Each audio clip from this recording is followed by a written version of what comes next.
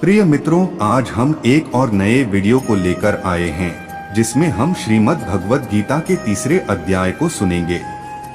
चले भगवान श्री कृष्ण के दिए गए उपदेशों को जाने और इनसे ज्ञान प्राप्त करें। वीडियो को अंत तक जरूर देखें और लाइक एवं सब्सक्राइब करना ना भूले और कमेंट में जय श्री कृष्ण लिखना न भूले। चलिए वीडियो शुरू करते हैं। श्रीमद् भगवद गीता सार अध्याय 3 कर्म योग। जय श्री कृष्ण। आज हम जानेंगे कर्म योग के बारे में। इसमें हम जानेंगे कि हम कर्म में अकर्म की अवस्था को कैसे और क्यों प्राप्त करते हैं। श्री कृष्ण अर्जुन को बताते हैं, ऐसा कोई समय नहीं जब हम कर्म न करते हों। इससे पहले के अध्याय में हमने सांख्य योग के ज्ञान को जाना और इस अध्याय में भी इसकी चर्चा करेंगे।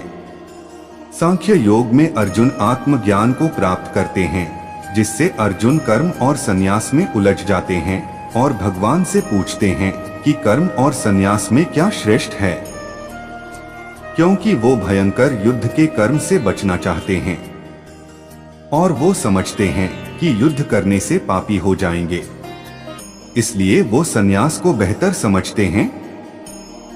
संन्यास से सरल कर्म। श्री कृष्ण उनको एक गहरी बात समझाते हैं जिससे अर्जुन के संशय को दूर करते हैं और संन्यास से बेहतर कर्म को बताते हैं, क्योंकि भौतिक जगत में सन्यासी बनना कठिन है और ये मार्ग तपस्याओं से भरा है। अर्थात कर्म के माध्यम से भगवान को पाना आसान है।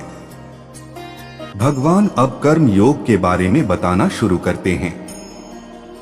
भगवान कहते हैं कि सन्यासी बनना भी बिना कर्म के बिना असंभव है। अर्थात कर्म से बचने से कुछ भी हासिल नहीं होता। मनुष्य किसी भी अवस्था में हो, उसके न चाहते हुए भी उससे कर्म तो होते ही हैं। भगवान कहते हैं, जब तक जीवन रहेगा तब तक न चाहते हुए भी कर्म तो करना ही पड़ेगा।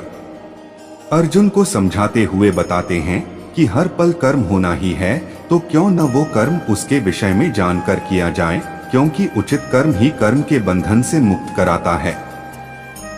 जो सिर्फ दिखावे के लिए कर्म करता है वो व्यक्ति ढोंगी कहलाता है और अपने जीवन का नाश भी करता है।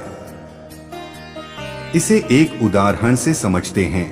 किसी व्यक्ति ने गृहस्थ जीवन का तो त्याग कर दिया और सन्यासी बन गया, लेकिन उसके बाद भी उसके मन में संसार और नारी भोग की अभिलाषा है, तो भगवान ऐसे व्यक्ति को घोर पापी बता रहे हैं। निष्काम कर्म। श्री कृष्ण के अनुसार जो व्यक्ति अपनी इंद्रियों को काबू कर बिना किसी भोग की इच्छा के अपना कर्म करता है, ऐसे कर्म को निष्काम कर्म कहते हैं। इस प्रकार का कर्म और इसका फल भगवान को समर्पित करते हैं, ऐसे व्यक्ति श्रेष्ठ और संपूर्ण कर्मयोगी होते हैं। ऐसे व्यक्ति के सामने चाहे कोई सुंदर नारी या कोई स्वादिष्ट भोजन ही क्यों न आ जाए, वो व्यक्ति अपने कर्म से नहीं भागता और अपने कर्म को निष्ठा पूर्वक पूरा करता है। भगवान यहाँ हमें यज्ञ की महिमा बताते हैं। उनके अनुसार यज्ञ के द्वारा शुरू किया गया कर्म श्रेष्ठ होता है, अर्थात भगवान के लिए किया गया यज्ञ देवी देवताओं को फलीभूत करता है और कर्मयोगी प्रसाद रूप में देवताओं का आशीर्वाद प्राप्त करता है। भगवान कहते हैं, जो बिना यज्ञ के कर्म करता है वो स्वार्थी और लोभी होता है, अर्थात अहंकारी।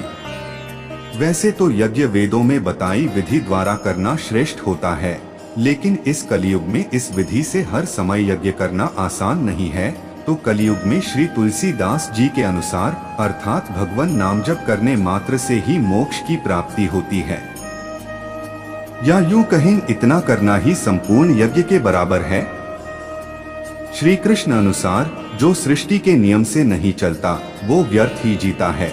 ऐसा व्यक्ति मरता रहता है और अलग अलग योनि में दोबारा जन्म पाता है और अपने कर्म बंधन से मुक्त नहीं हो पाता है।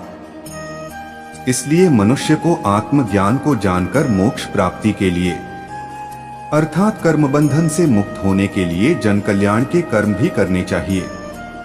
श्री कृष्ण के अनुसार अगर जीवन को अच्छा बनाना चाहते हैं और सही प्रकार से कर्म करना चाहते हैं तो हमें भोगों को त्यागना चाहिए। क्योंकि तभी हम अपने कर्मों द्वारा श्रेष्ठ बन पाएंगे और ऐसी मिसाल बना सकेंगे जिसको दूसरे व्यक्ति भी अपने जीवन में पालन कर सकें।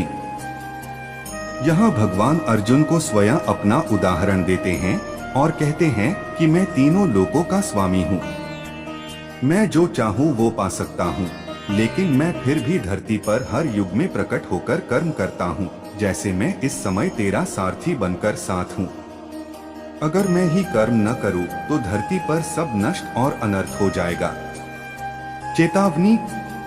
भगवान हमें चेतावनी देते हैं कि हमें घमंडी व्यक्ति से दूरी रखनी चाहिए, क्योंकि इस स्वभाव के व्यक्ति खुद को सर्वश्रेष्ठ और सभी कारणों का कारण समझते हैं और अपने अहंकार में सोचते हैं कि उनकी बुद्धिमत्ता के कारण ही हर कार्य संभव होता है।